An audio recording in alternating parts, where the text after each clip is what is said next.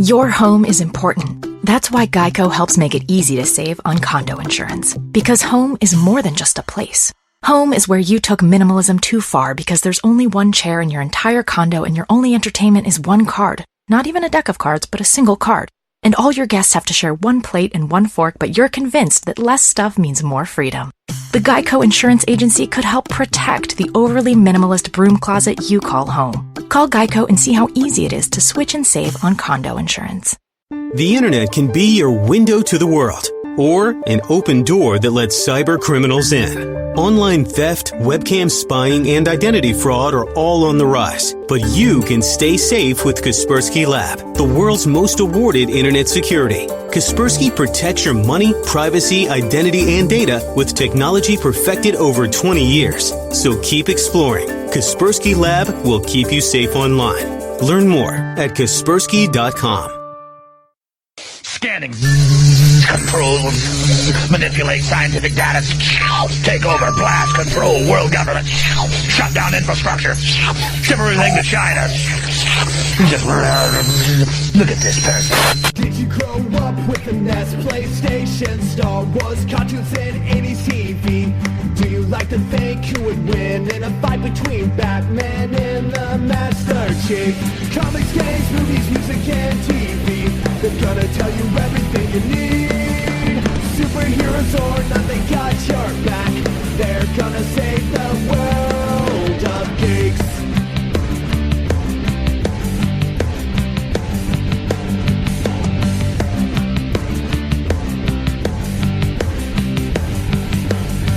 Comics, games, movies, music, and TV.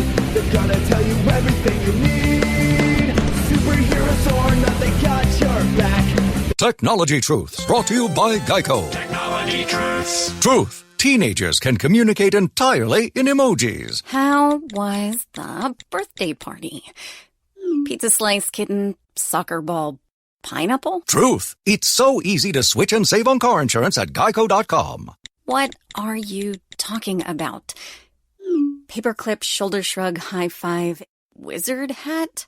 What? Geico. 15 minutes could save you 15% or more. They're gonna save the world of this week in geek. This week in geek. Welcome back, folks. This is another episode of TurdOrTreasure, and this time we've got a bit of a shorter show because we're going to try to release these in faster intervals than basically being a monthly roundup podcast. It's going to be weekly or bi-weekly. So this week we have Braveland, which is a trilogy of games that are strategy games originally on mobile that are on the Nintendo Switch now. We've also got the Caligula Effect Overdose Edition, which is a brand new remastered title that was originally on the Vita that is now available on the PS4 and Switch. We've also got a couple movies that were sent to us from our friends at VVS Films, and we've got a few other surprises throughout. So it's been, I guess, a couple weeks or so since I did the last one of these shows, and the weather's, again, still a little wonky, but it's starting to get a little better in that we've got, plus 8 degrees Celsius here right now, and it's melting, and I'm hoping it doesn't turn into freezing rain or anything crazy again, but so far, it looks like the next few days are going to be pretty decent, and I wanted to make sure that I get as many of these reviews out now so that I can then go enjoy the good, I'm saying in quotes, weather. It would be very nice to, actually be out and about, but what's new with me right now? I picked up an Xbox One X. I did some trading for it, as I mentioned on the previous TWIG show. I had here's my conundrum. I was someone who bought a PS4 Pro years ago in the hopes that it had a 4K Blu-ray player, because they didn't really talk about it, but I was like, well, why not? Why wouldn't it? If the the Xbox One S has one, the more expensive PS4 option, especially since Sony made the 4K players, should have it. Well, it didn't. So I was like, well, shit. So I started getting reviews. That wasn't a big deal until recently when I started getting 4K Blu-ray reviews. I'm like, well, I've got to be able to review them somehow. So I had picked up a Samsung 4K Ultra HD player, which is, roughly $200 range or so, which is not bad considering it's a high-end player. And I reviewed a couple things, and then I went, wait a minute. So the Xbox One X and S have them. I wonder if I could do some wheeling and dealing and see if I could get myself like an X, because I thought, okay, we're probably nearing the end of the console life cycles here, or at least when they're ready to start launching the new ones. And I would like to have something really good right now so I can get the best out of the systems I can possibly get, and then have something that's going to be worth value when it comes time to trade in towards whatever next generation is going to be. And I figured, okay, getting the X is a good deal. And I was like, well, maybe I'll just get a used one. I saw somebody that was offering on Kijiji a trade. They wanted to trade an Xbox One X for a PS4 Pro. And I thought, okay, well, my Pro is like 3 years old, or almost 3 years old. And I was one of the guys that paid the extra money to get the PS4 protection plan, but not through like GameStop or anybody. It was through Sony themselves when they offered that. They don't do it anymore. But it was like $100 for a 3-year extended plan that covered all hardware and accidental coverage. Like even if I dropped it or spilled something on it, it was actually a crazy deal. And that's good until October. So I thought, okay, that's actually pretty good leverage. Well, the guy flaked out because I thought, okay, I'll trade the PS4 Pro, and then trade it straight trade, and then maybe gather some cash together and pick up I don't know, like a used PS4 original or used Slim. Because I thought that way I can still play games on PS4, all the exclusives, and especially for review copies. And then I would have the Xbox One X, which would allow me to do a lot of my movie reviews, as well as now I could get back into actual Xbox gaming reviews. So it wouldn't have to be just Michael and Tristan doing that. So I thought, okay, well, that didn't work out. And then I saw that there was already a deal where the systems were down new at EB Games from $5.99 to $5.19, and I was like, okay, that's not bad, but it's still out of my price range as far as buying. And then I saw that they had the Fallout 76 bundle. Now, that's a game that, if you've been listening to us, I've been talking about how much, even when I saw the trailer last year, I was like, this is going to be terrible.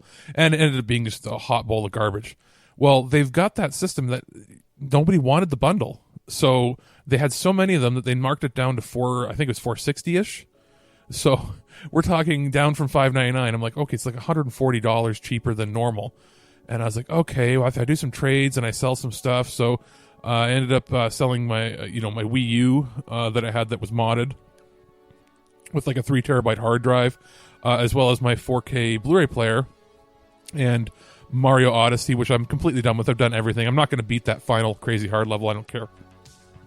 But, you can still get $50 for that because it's a Mario game and they don't lose their value that much. And there's always people buying new systems, or they, want an extra copy or something, and they don't want to spend the $80 new. So, and they don't want to go to, EB Games and, pay, I don't know, $69 for a used copy. Well, they can get it from me for $50. So adding it all up together, I ended up putting it on the credit card, and I was like, okay, as long as I sell this stuff, I'll almost break away even. It's going to end up costing me probably about $50 to, extra out of pocket to go with the One X.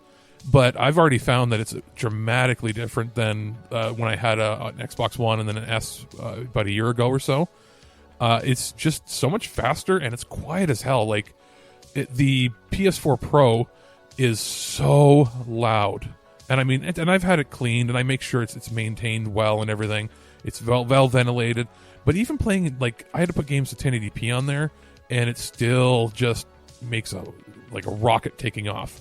So it's just a limitation of technology, with the X being, even more powerful and everything, but it's a lot newer. It's a couple years newer, I believe. It's the design is just, it's basically silent, and I've been playing the Division 2. Got a review copy from our friends at Ubisoft, and lo and behold, they sent me a Xbox One copy. And I was like, oh, I had just gotten Xbox One. So that ended up being perfect. So I'm playing that probably in the best I possibly could, because I'm not a guy with like a $2,000 gaming PC to play it on max settings on there or anything. So I do get to play the game right now in true 4K. My TV is not full HDR. It says it's HDR, but Toshiba did a little boo-boo, and they basically lied and said that it's a true HDR, but it's an HDR mode that's not an official mode. So the colors look washed out no matter what I do to it. So that's why my TV was $400 instead of like $800. But the TV looks absolutely fantastic at normal 4K, normal 8-bit, standard definition, whatever, or standard dynamic range. So it still looks fantastic playing games in 4K, and the system is completely silent. So I've been fiddling around with that and getting games on there. So that's sort of been what my week or so has been like. I know Birdman also has The Division 2, and he's reviewing his copy. He's got also on the Xbox, so we're going to try to squat up a bit and just play around and see what we can do. And I'm capturing footage basically using Twitch, because I'd never streamed before. So if you check me out on Twitch, it's Deathphase, DETHPHASE _ Twig, TWIG. So Deathphase Twig, that's my my, I guess, streaming handle now. And it's not that I'm going to be doing a ton of streaming. I might end up doing it more and more, but if I'm going to be reviewing the game anyway, I may as well stream. And then I have footage that I can use afterwards to use as B-roll if I want to throw our reviews on YouTube, as well as when we do it in the audio format. So that's something I'm just, sort of dabbling in and seeing where that goes from there. So, we've got a few other things on the go as far as other reviews and this. I've got a few indie titles that I'm going to throw in here as well that we were offered up to check out. And I know that the other boys have some stuff that they're working on. This is March break right now, so I believe I'm going to be doing some stuff with Birdman. At least we're going to be checking out, as long as we can find the time and everything. We're going to be checking out, I believe, a tabletop war game that he was sent for review, which will be pretty cool. I've never played one of those before. So that's basically going to be what the show is. It's sort of probably about 5 or 6 reviews. I'll see, maybe more. It depends on how much I'm able to get in here. And I'm going to be releasing that soon. So without further ado, here is the first review. I've got a quick one here for you. Now, this is Caligula Effect Overdose, which is a remastered version of a Vita title that came out a few years ago to some critical acclaim, but nothing, out of the ordinary. It was sort of, a 6 or 7 out of 10 on most review sites. And this, I'm not going to be reviewing the game itself, because it's basically the same thing with some tweaks to sort of improve a few things, add a few little features here and there. So if you were thinking that maybe in the past that you've played it or thought about it, you're like, 6 or 7 out of 10 isn't worth it, add an extra point to that or so because of the enhancements that have been done here.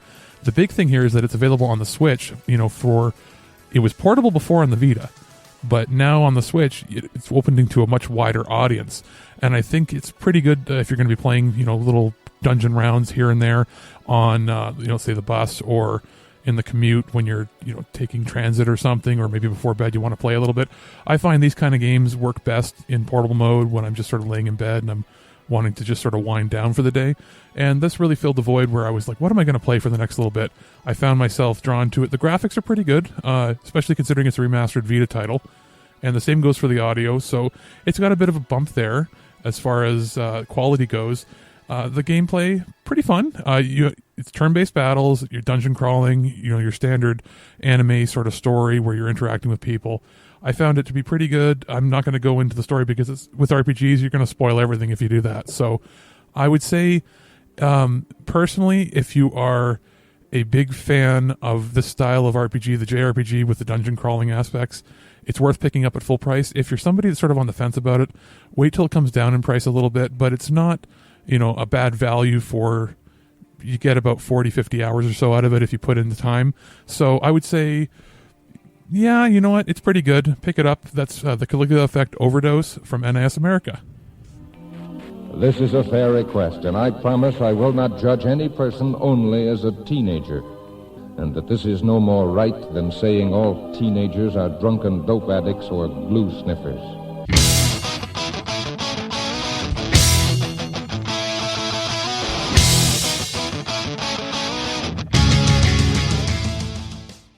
Braveland Trilogy is a collection of 3 mobile titles that are being packaged together and released on the Nintendo Switch, starting with Braveland, continuing on with Braveland Wizard, and then finally Braveland Pirate.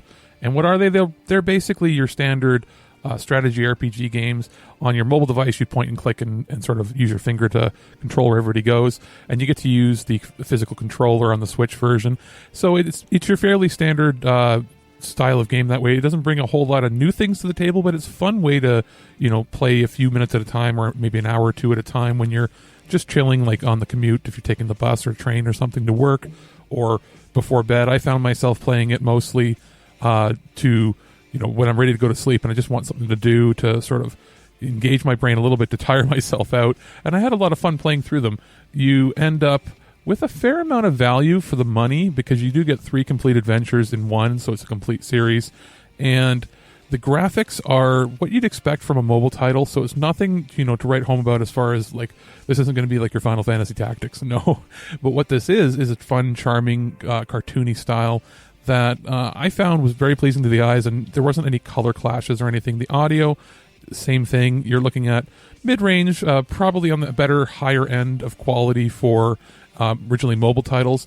But the Switch is a great way to play, all these things remastered and packaged together again into one complete package. And it's definitely something I would say check out on the Nintendo Switch store. It's not going to be too expensive, considering you're going to get 3 games in one. Do you have any hobbies? I collect spores, molds, and fungus. Hold that thought. It's crapper time.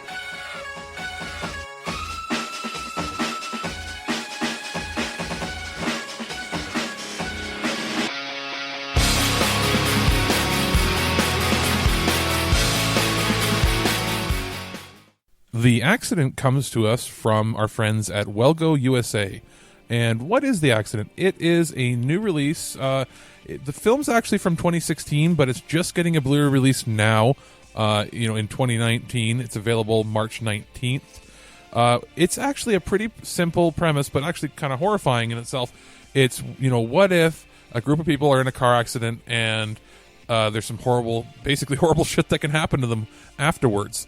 So I'll give you the basic synopsis. There's 4 people. They end up borrowing, I'm going to say in quotes, borrowing a car for a night of fun. And after the violent crash, they discover that they're being stuck at the bottom of a ravine during this really bad thunderstorm. And, they're injured. There's other things going on that way. There's a psychotic guy who owns the vehicle, and there's stuff inside the vehicle that they're trying to get. And it becomes sort of like a survival horror. Usually these kind of movies are dealing with like zombies and that sort of stuff. No, this is very more like grounded in reality. And considering that all these actors are pretty much, I would say nobodies as far as what you would have, maybe heard of name-wise or not. Some of the actors have appeared in like Death Race 2 and like Death Race Inferno, which is I think the 3rd or 4th film. As well as like Starship Troopers 3 Marauder. These are people that are, used to doing direct-to-video movies, and this is one of those ones where it could have been released in theaters, and it probably would have done fairly successful at a wide release had it been marketed, bigger, because I was kind of surprised that for being such a low-budget, like South African France co-production, it ended up being like really, really good cinematography-wise. The acting was good for all the actors that are not, again, they're not famous names or anything. The sound design was pretty good. It used the ambient effects of the storm and the chaos to its advantage. And I was going to say that it's something that, would have been a big hit, let's say late 90s, sort of that kind of disaster movie, but it's down to a smaller scale. It's a fairly bare bones release, but you do get, again, really good visual quality with it. Very surprised by it. I would watch it again. It's one of those ones I'm probably going to end up watching with family because I have family members that are really into the thriller end of the horrors, and it's something that I think they're really going to dig. It's out on the 19th. I would say it's definitely a rental if you can get a digital copy that way to watch. And if you're a big fan of thrillers, it's one that you're going to want to pick up and put in your collection. Welcome Home is the brand new release starring Emily Ratajkowski and Aaron Paul from VVS Films. It's one of those classic horror movies where a couple goes to stay at a vacation home and then they're terrorized by the owner, and it's your standard sort of fare, but it's actually a pretty well put together movie with a good atmosphere and just good cinematography, good acting from all the leads. Surprisingly from Emily, because she's not really known for that. She's known for her big bazongas, if that makes any sense. But Aaron Paul turns in a great performance. He's been great ever since Breaking Bad, so you're not going to have to worry about is it going to be a bland or boring movie, or is the acting going to be subpar. It's actually quite good, and I would have probably liked to have seen this in a wider release in theaters, but VVS is putting it out on Blu-ray, and as far as features go, There is a fairly extensive behind-the-scenes featurette that you can watch that gives you sort of in-depth insights into how the film was made. But again, it's very well put together from a cinematic point of view. The sound mixing's great. And it, of course, sort of, like most horror movies or suspense thrillers like this, it does, leave something open for a sequel or something down the line, maybe with, different cast or even with the same, because I don't want to give too much away of the plot. It's going to be released in very soon, actually, so it's worth checking out.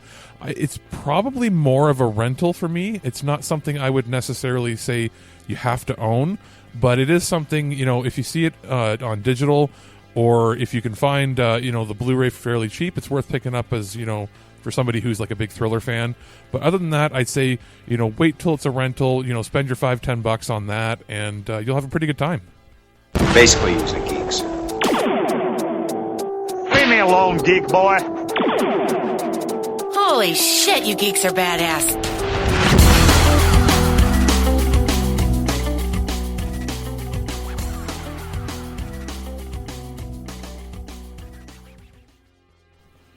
RemiLore is the dungeon crawler beat 'em up hybrid anime cutesy weird game released on the Nintendo Switch, PS4, and Xbox One from our friends at Nicalus. And I had an opportunity to review the PS4 version, and you're going to get the same experience basically across each platform, so that's not going to weigh heavily into the review at all. It's a very simple, easy to get into RPG hybrid where you're basically hacking and slashing your way through each floor, and the faster you beat the enemies, the better score you get, which gives you a better chance to get better loot, which are generally different weapons. And the weapons can be anything from like ladles for soup to balloons, baseball bats. I ended up having a balloon, it said, I'm saying in quotes, that looked an awful lot like a sex toy. So it tickled my fancy, and I laughed really hard at that. So I ended up using that for most of the game. Even when I started getting better weapons later on, I would always try to find the balloon sword, I'm saying again in quotes. Think of that what you will. It was pink, long, and bouncy. So you play a girl that is at a sort of a magical academy. You find a book that is the grimoire, the ultimate grimoire, sucks you into this other world, and you're trying to escape together.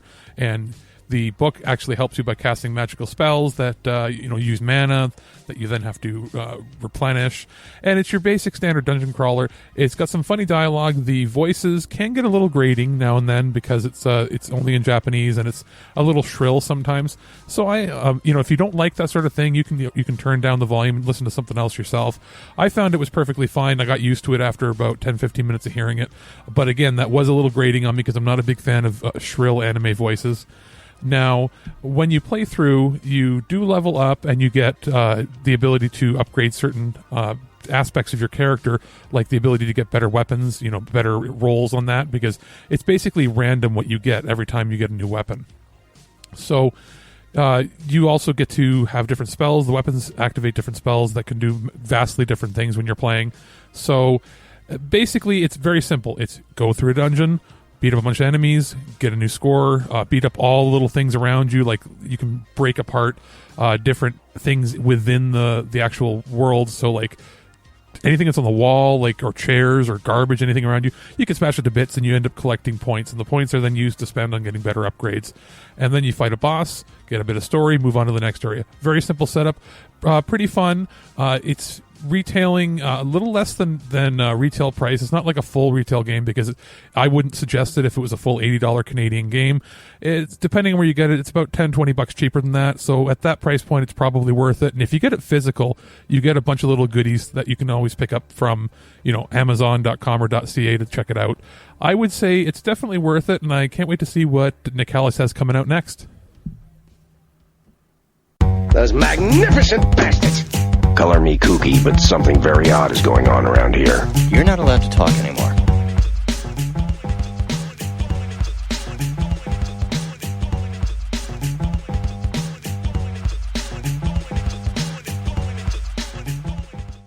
Got a quick one here for you. Commander Keen. Now, that is a name that not everybody's necessarily going to be familiar with. Well, Commander Keen was a series of games released back in the old DOS PC era of the early 90s. I never really got around to playing them when I was a kid because we didn't have, like, I had a 286 and I wasn't really allowed to install anything on it. So I had heard of it and seen clips of it, but never really played it. So now Commander Keen and Keen Dreams has been ported to the Nintendo Switch. And you're going to ask, how does it play? You know, porting an old DOS game over to the Switch itself. I found it's pretty good. The controls are pretty smooth. It maps it quite well. You can actually change your control style. You can also change the audio to the original, I guess, speaker tunes slash like old ad-lib card tunes, or a remastered soundtrack. Defaults to the remaster, but you can go back to the old for like a nostalgia trip. The interface is pretty easy to use. The gameplay is solid, and I didn't feel like controlling it, like I was loosey-goosey or anything. So, again, it's pretty good. The graphics are basically exactly what they always were. It's just formatted now to fit your widescreen television. Now, audio-wise, again, just fine. It plays quite well, and I kind of hope that this is a trend that we follow in the future where more and more of these classic games get ported over, especially more of this era. We've seen a lot of stuff from like the early Atari era or other 8-bit systems like the Commodore 64 get releases, and then you see a lot of stuff from the late 90s getting ported over, let's say like with goodoldgames.com to work on PCs, or occasionally things ported to the Switch and other platforms, but not a lot of stuff from the late 80s to early 90s. So this, I hope, signals a trend to come. So I would say check it out on the Nintendo Switch, store, and give it a whirl. So there you have it. That's everything this week. I've got a few more things on the go, and we're still always waiting for things to come in the mail, so I'm not going to speculate on what's coming just yet.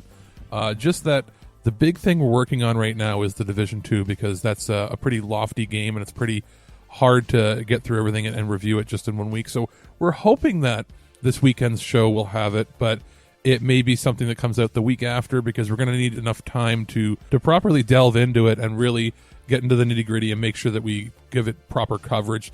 So we've got a few things on the go. Got a title in the works right now. Got a review code that came in for Our World Is Ended, which is a new adventure visual novel, sort of sci-fi type thing. So I'll be working on that, as well as I believe that pretty soon my 2DS XL that was sent in for repair, it basically spontaneously combusted, and Nintendo said that they would fix it for me for my press copies, and it's finally, after 4 or 5 months, being sent back to me, and I'm told, again, fingers crossed, that they're holding a copy of the new Kirby game for me. So as soon as that comes in, I'll be able to review that, and that should be showing up on one of our future shows. I'm not sure exactly which one yet, but we've also got the coverage of the Xbox headsets from PDP that Mr. Christopher and Birdman are working on.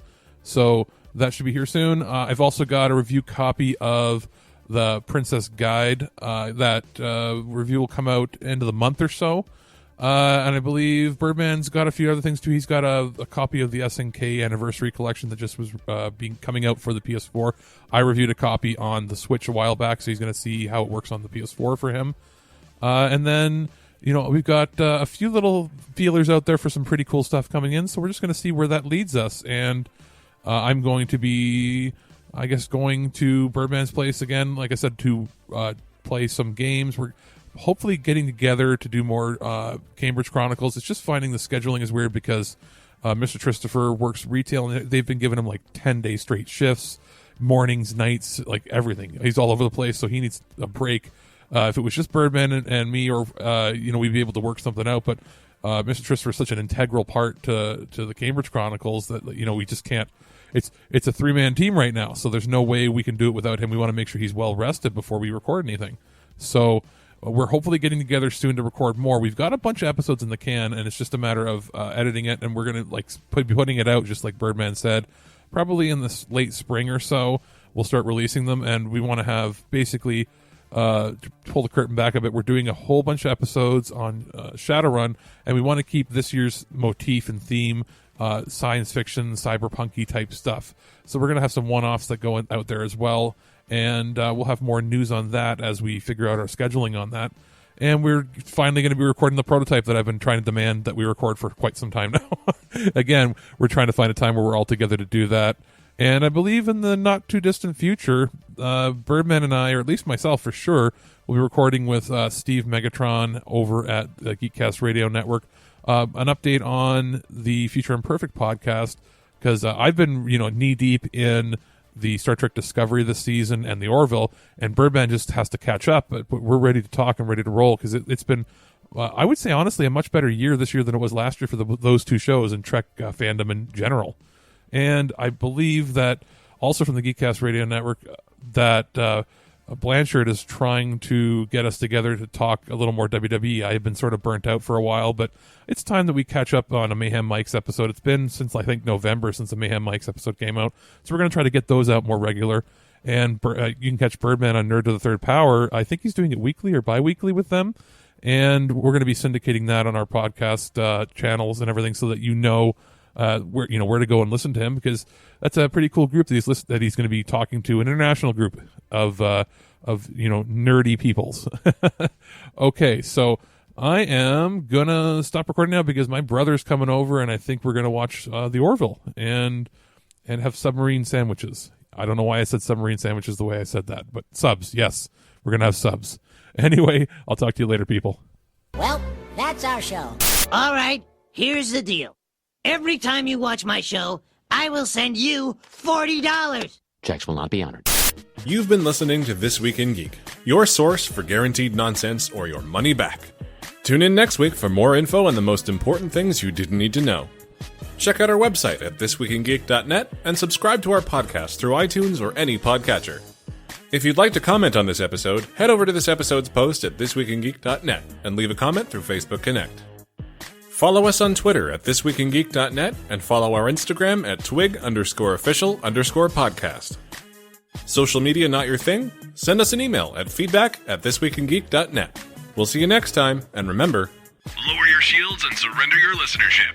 Just when you think this show is terrible, something wonderful happens. What? It ends. I have to go. Somewhere there is a crime happening. And what I want to know is where's the cum? Jesus Christ. Geico presents Yikes! Another voicemail from your roommate. Sup, roomie? Hey, a pipe burst in the basement. It's completely flooded. Anyway, I called for someone to fix it, but in the meantime, I was thinking we could finally have that indoor pool party we've always wanted. I got some cool swan floaty things already going. Could you pick up some chips on your way home? Later. The Geico Insurance Agency could help keep your personal property protected, like if your roommate isn't the brightest pool float in the flooded basement. Visit geico.com to see how easy it is to switch and save on renter's insurance. Geico presents Yikes! Another voicemail from your roommate. Sup, roomie? Hey, a pipe burst in the basement. It's completely flooded. Anyway, I called for someone to fix it, but in the meantime, I was thinking we could finally have that indoor pool party we've always wanted. I got some cool swan floaty things already going. Could you pick up some chips on your way home? Later. The Geico Insurance Agency could help keep your personal property protected, like if your roommate isn't the brightest pool float in the flooded basement. Visit geico.com to see how easy it is to switch and save on renter's insurance.